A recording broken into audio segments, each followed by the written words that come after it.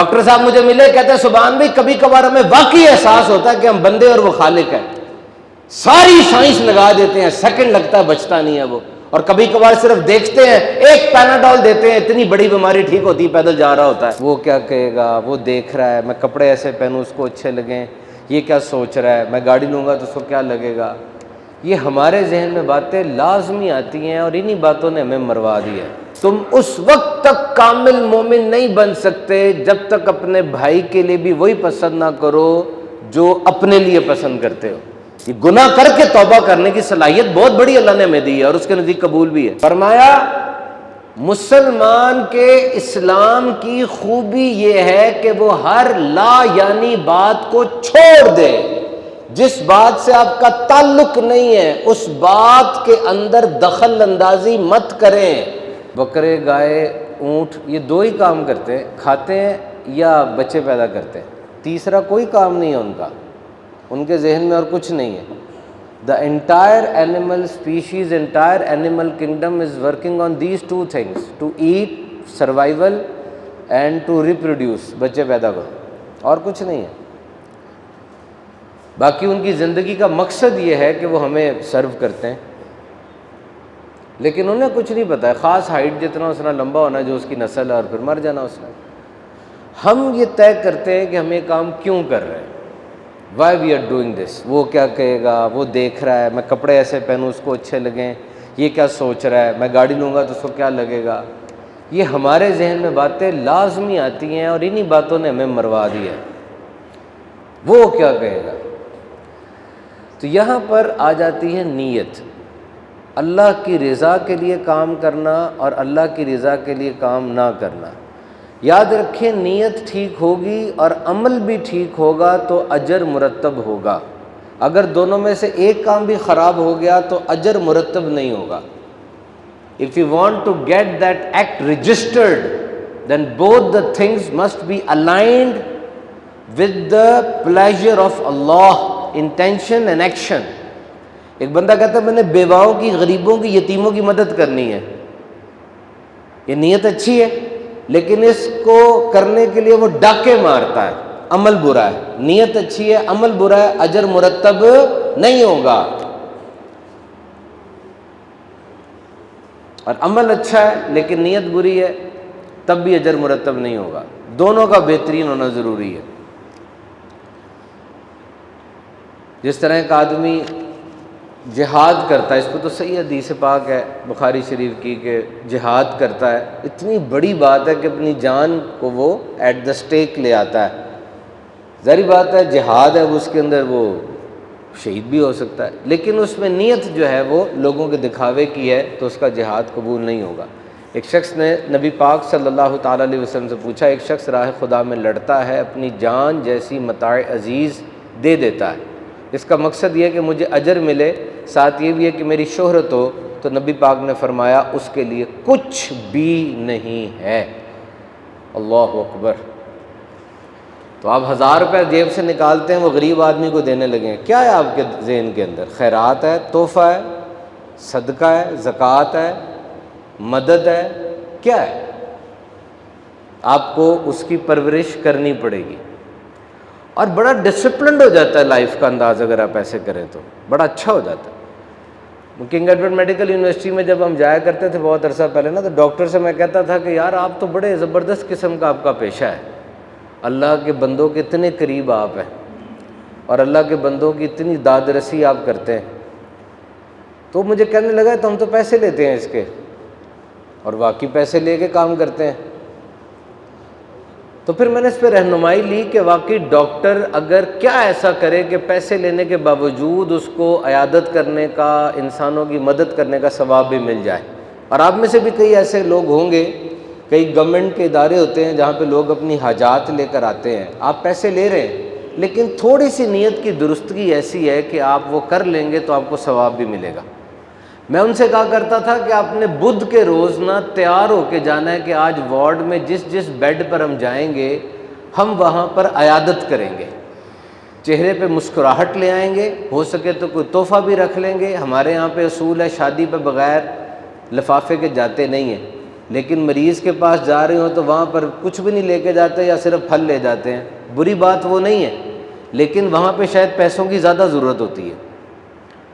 کراچی میں ایک بندہ مجھے ملا، وہ کہتا ہے میں جب بھی جاتا ہوں نا کسی کی عیادت کرنے کے لیے اور مجھے پتہ ہے بندہ ماڑا ہے، تو میں اس کے بیٹے کو باہر تھوڑی دور لے جاتا ہوں اور کان میں کہتا ہوں کہ میرے پاس 20,000 روپے دینے کی گنجائش ہے، اس سے زیادہ نہیں مانگنے، اگر چاہیے تو لے لینا۔ چھوٹی چھوٹی باتیں ہیں لیکن اگلے کی زندگی میں بہت بڑا ڈفرینس ڈال دیتی ہیں۔ تو اس دن آپ نیت کر کے جائیں کہ آج میں عیادت کروں گا، مریض سے بات کروں گا، اچھی بات کروں گا، تو اللہ تعالیٰ اس کا اجر آپ کو دے گا۔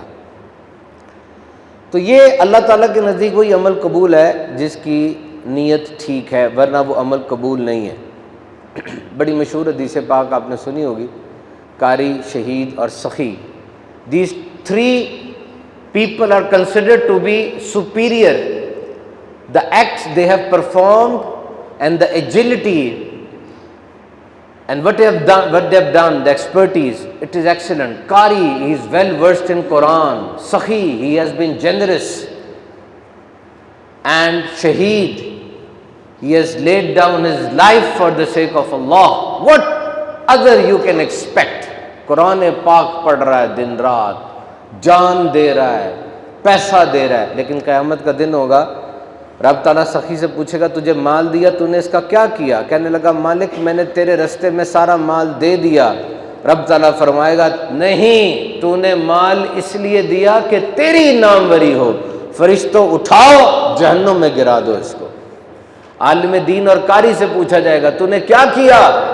عالم کہے گا مالک میں تو تیرے دین کی نوکری کرتا رہا، علم سیکھا اور سکھایا، بچپن سے ہی میں لگا رہا اور خوب خوب قرآن کو پڑھا، اور پڑھنے کے بعد تیرے بندوں کو رہنمائی دی، جہالت تھی اس میں روشنی پیدا کی۔ رب فرمائے گا جھوٹ بولتا ہے، تو نے صرف اس لیے کیا کہ تیری واہ واہ ہو جائے، میرے پاس تیرا کوئی اجر نہیں ہے، اٹھاؤ فرشتوں اس کو جہنم میں گرا دو۔ پھر شہید سے پوچھا جائے گا، وہ بھی یہی کہے گا، اور رب کی طرف سے جواب ارشاد ہوگا تیرا مقصد شہرت تھا، میری راہ میں جہاد نہیں تھا، اٹھاؤ اور اس کو جہنم میں گرا دو۔ کتنے بڑے بڑے پہاڑ جیسے عمل بتائے میں نے آپ کو، اور ضائع ہو گئے۔ کوئی تو ہونا چاہیے جس کی نظر دل پر بھی ہو۔ جو حالات معاشرے کے چل رہے ہیں اور جو ہماری کرتوتیں ہیں، مطلب ایک بندہ، اس کے کتنے چہرے ہیں آپ کو پتہ ہے؟ وہ دکان پہ کھڑا اس کا چہرہ کوئی اور ہے، وہ بس میں چڑھا اس کا چہرہ کوئی اور ہے، بیوی کے سامنے اور ہے، بچوں کے سامنے اور ہے، اندر سے وہ کچھ اور ہے۔ تو وہ جو اصل ہے اس کی طرف کسی کی نظر نہ ہو، اللہ دیکھ رہا ہے، دل میں اٹھنے والے وسوسوں سے بھی باخبر ہے۔ تو بعض اوقات نیت بہت آگے تک لے جاتی ہے۔ قیامت کے دن ایک بندے کا نامہ اعمال کھولا جائے گا، اس کے نامہ اعمال میں لکھا ہوگا اس نے حج کیا ہوا ہے۔ وہ عرض کرے گا مالک میں تو حج پہ گیا ہی کبھی نہیں۔ رب تعالیٰ فرمائے گا وہ حج کے دنوں میں جو تیرا دل تڑپا تھا نا ایک دفعہ، اور وہ تو رویا تھا، اور تو نے کہا تھا مالک اگر میرے بس میں ہوتا تو میں ضرور جاتا، تو دیکھ ہم دل کے وسوسوں سے باخبر ہیں، وہ تیرا حج لکھا گیا تھا۔ اب مجھے بتائیں یہ کتنی گہری آڈیٹنگ ہو رہی ہے، یہ آڈٹ کتنا زبردست ہے۔ ویسے ہی پھری جا رہے ہیں بس، سی سی ٹی وی کیمرے لگے ہوئے سارے۔ اب دیکھیں آپ نے تاریخ اسلام پڑھی ہے، کتابوں میں رٹا بھی لگایا کہ غزوہ بدر میں کتنے لوگ تھے، جو پڑھا وہ بتا دیں۔ جب اس طرح کوئی پوچھے نا اوور سمارٹ بننے کی کوشش نہ کیا کریں، بس بتا دیں جو پڑھا ہے، پھر اگلا آپ کو صحیح جواب دے گا۔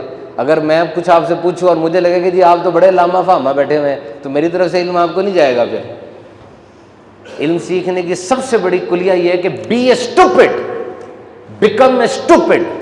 استاد کہے مجھے کچھ نہیں آتا، میں تو بالکل ویلا ہوں جی، آپ بتائیں نا، وہ آپ کو بتا دے گا، آپ کا فائدہ ہو جائے گا نا۔ بس وہ جو اوور سمارٹ بن رہا ہے اس کو کہاں سے سکھائیں ہم؟ یہ کبھی نہیں ہو سکتا کہ جتنا میرا علم ہے اتنا آپ کا ہو، اور یہ بھی نہیں ہو سکتا جتنا آپ کا اتنا میرا ہو۔ آپ میں سے کئی مجھ سے اپنے علم میں بہت آگے ہوں گے، تو میرا فرض بنتا ہے کہ جب میں وہ سیکھنے آپ کے پاس جاؤں میں کوڑا ہو کے جاؤں تاکہ آپ تحریر کریں۔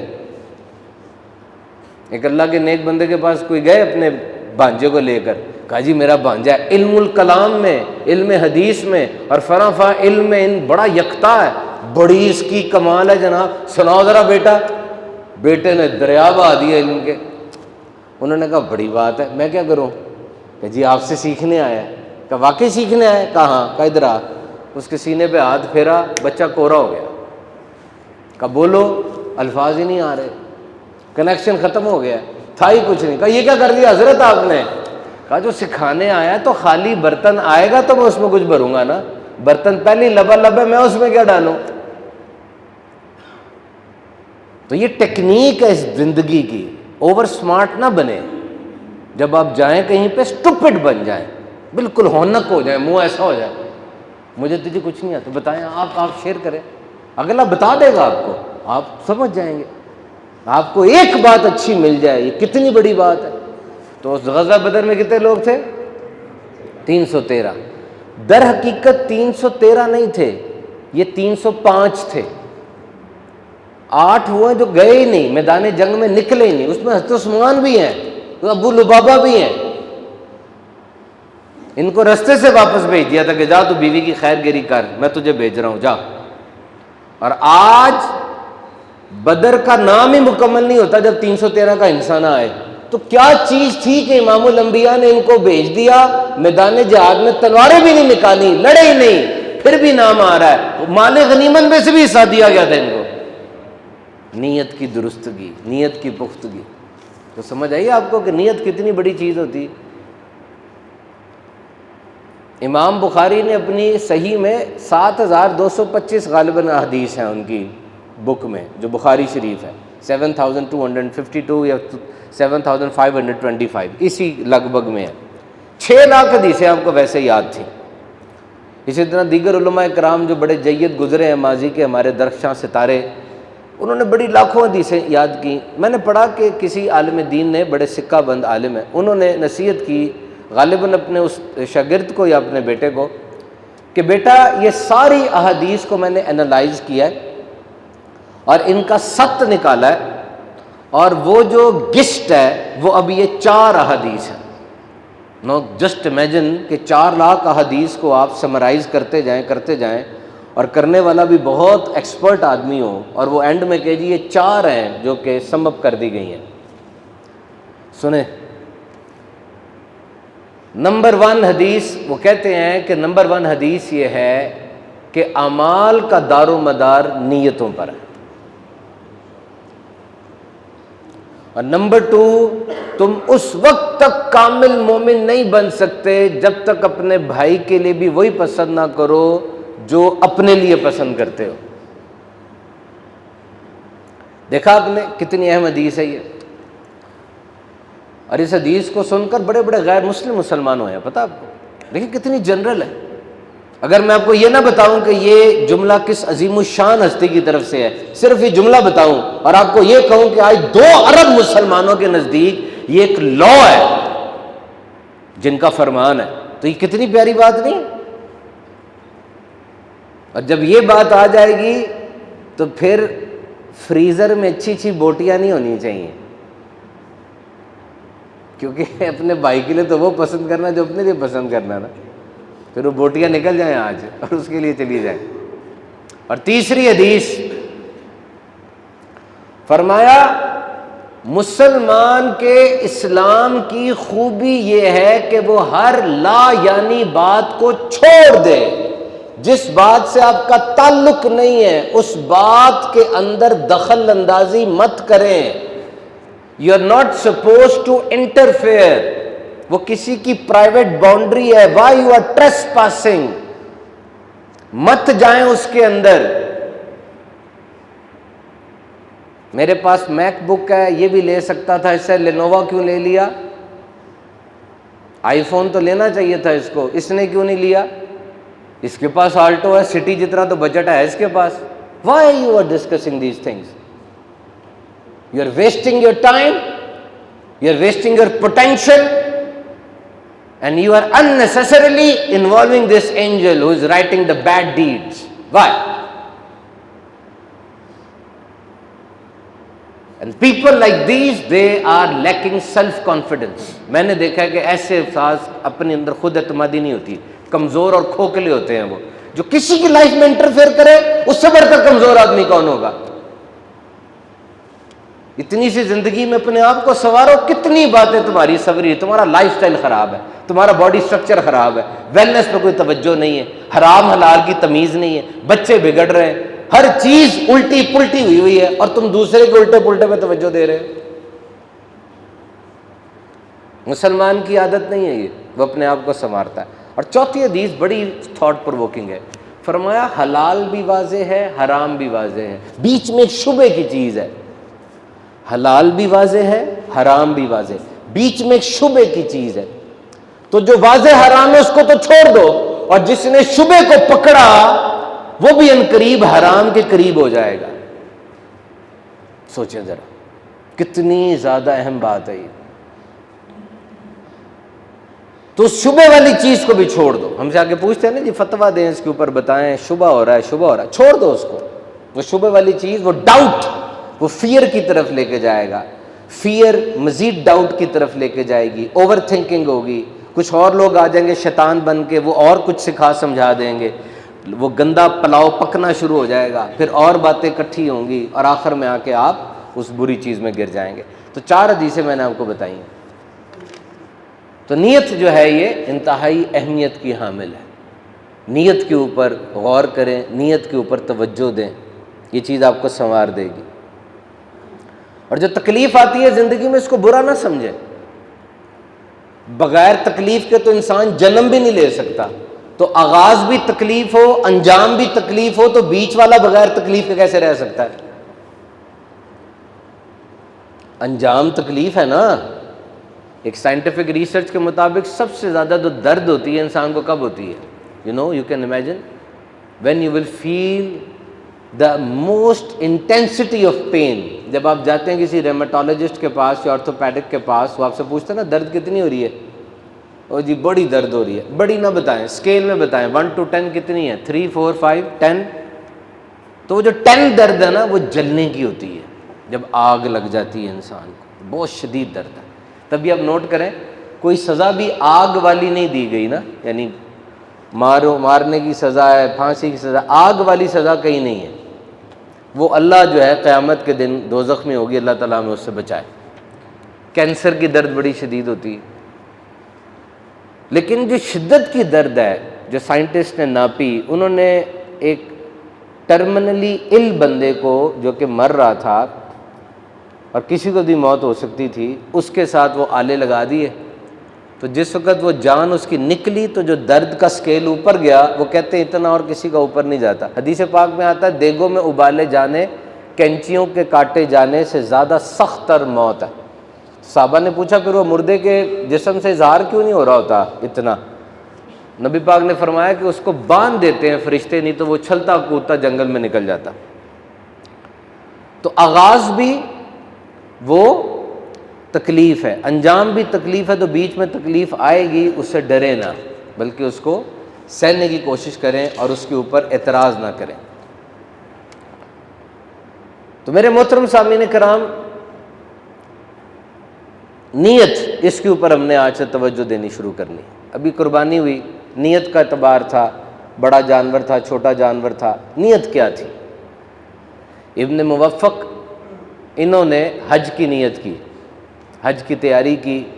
جو حج پہ جا رہا ہوتا ہے اس کو خواب بڑے اچھے آتے ہیں، وہ بڑا سوچ رہا ہوتا ہے کہ یار میں جاؤں گا.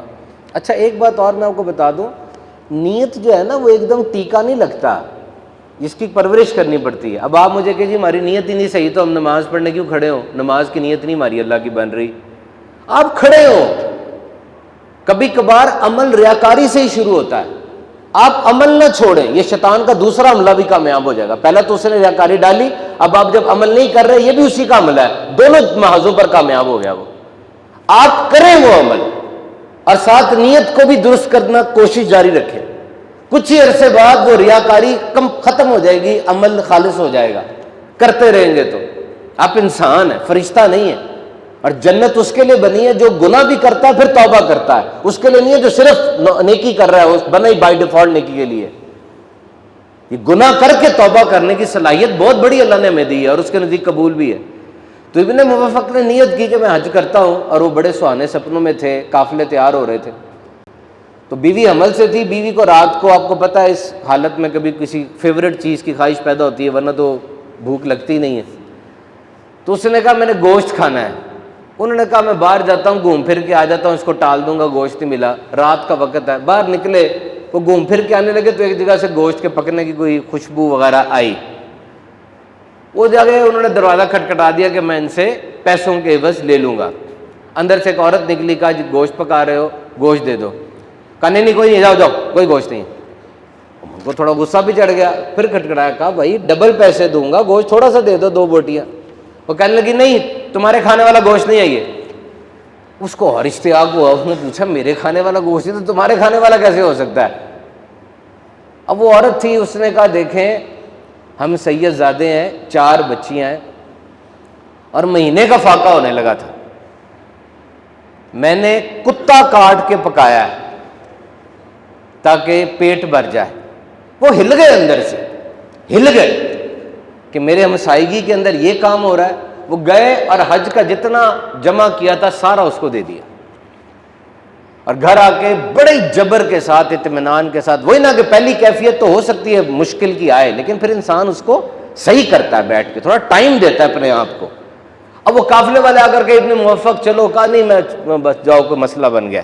وہ چلے گئے۔ پھر جب قافلے واپس آئے تو کوئی آیا اور آگے گلے لگا، حج مبارک ہو آپ کو، حج مبارک ہو آپ کو۔ اس نے کہا حج پہ تو میں گیا ہی نہیں۔ کسی نے کہا مینا میں آپ ملے تھے نا مجھے، حج مبارک ہو آپ کو، مبارک ہو۔ اب اس رات وہ سو گئے تو رات کو کہا، خواب آیا اور کہا گیا ابن موفق تیرا حج قبول کر لیا گیا ہے۔ ان کو پھر یقین نہیں آیا۔ اگلے دن پھر کوئی بندے آئے، تو مینا میں ہمیں ملا تھا۔ پھر ایک بندہ آیا، آ کر کہتا یاد ہے جب خانہ کعبہ کے پردوں کو لٹک کر تو دعا کر رہا تھا، تو نے مجھے سونے کی اشرفیوں کی ایک تھیلی دی تھی، تو میں تجھے ڈھونڈ رہا ہوں، ہر جگہ پہ تو مل نہیں رہا تھا، ابھی تو مل گیا۔ اس طرح تھوڑی کسی کو امانت دے کے بھاگ جاتے ہیں، یہ لے تیری امانت یہ ہے۔ وہ اور پریشان ہو گئے، کھولا تو وہ بہت اماؤنٹ تھی۔ رات کو سوئے تو رات کو نبی پاک کی زیارت ہوئی۔ نبی پاک نے کہا کتنے گواہ اور بھیجوں تجھے، تو نے میری آل کی خیر کی، اس سے 10 گنا تجھے لٹا دیا گیا۔ یہ ایک نا اور ایرا ہے، ایک ریئل میں ایک اور دنیا چل رہی ہے ہمارے پیرلل، جہاں سے یہ کام ہوتے ہیں کہ نہیں ہوتے؟ کتنا کچھ آپ کے کنٹرول میں نہیں رہتا۔ ڈاکٹر صاحب مجھے ملے، کہتے ہیں سبحان بھی کبھی کبھار ہمیں واقعی احساس ہوتا ہے کہ ہم بندے اور وہ خالق ہے۔ ساری سائنس لگا دیتے ہیں، سیکنڈ لگتا ہے بچتا نہیں ہے وہ، اور کبھی کبھار صرف دیکھتے ہیں، ایک پیناڈول دیتے ہیں، اتنی بڑی بیماری ٹھیک ہوتی ہے، پیدل جا رہا ہوتا ہے۔ کتنا کچھ آپ کے کنٹرول میں نہیں رہتا۔ دولت مندوں مجھے بتاؤ، اپنی آنکھوں سے دیکھا نا کہ دولت کچھ نہیں کر سکتی؟ آیا نا وقت، وہ کراچی کا امیر ترین بندہ مجھے ملا، کہتا جب میری ماں گئی میرے سامنے سے، میرے منہ سے ایک جملہ نکلا، یار بڑی چیز کھو دی ہے میں نے۔ کہتا جتنا پیسہ تھا پوری دنیا کے ڈاکٹروں کو سارا دینے کے لیے تیار تھا میں، لیکن میرے پاس اب اپنی ماں کی جوتی رہ گئی صرف، وہ میں لپیٹ کے رکھتا ہوں، اس کو چومتا ہوں۔ فرعون کی نا اس دنیا میں جگہ نہیں ہے، وہ ہے کتابوں میں، کس نام سے ہے؟ مانو کہ سب کچھ ہم نہیں ہے، ہمارا کنٹرول محدود ہے، جس کا کنٹرول ہے وہ بے نیاز ہے۔